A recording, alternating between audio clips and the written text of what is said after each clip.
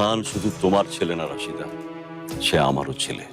সেখানেই তো আমার আফসোস, তোমার নিজের ছেলে হওয়ার পরও তুমি ওর সাথে জাস্টিস করতে পারছো না। কেন করতে পারছো না? তোমার ওই ভাইয়ের জন্য। তুমি না সবসময় আমাকে বলতে তোমার ভাইয়ের অনেক আত্মসম্মান, অনেক ইগো। এখন কোথায় গেল ওনার ইগো? কোথায় গেল ওনার আত্মসম্মান? ওনার এখন চাইতে খারাপ লাগছে না? হ্যাঁ, লাগছে না খারাপ? নাকি এটা ওনার কৌশলের একটা অংশ?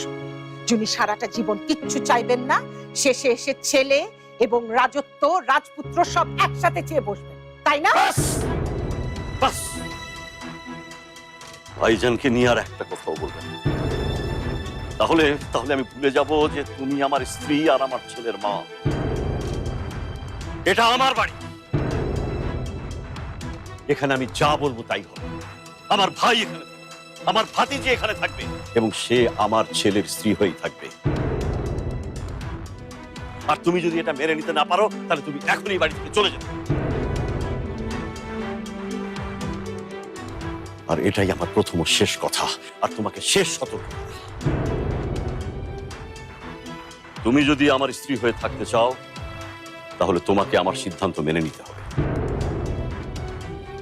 কাল সকালেই তুমি ভাইজানের কাছে যাবে এবং তাকে নিশ্চয়তা দেবে যে তুমি এই বিয়েতে রাজি আছো।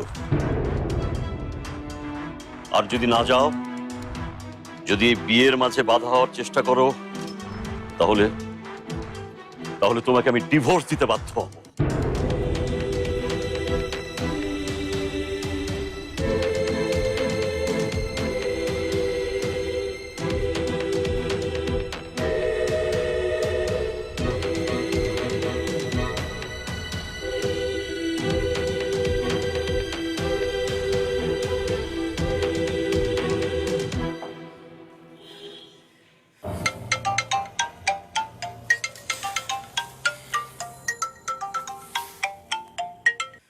Farhan, pick up the phone.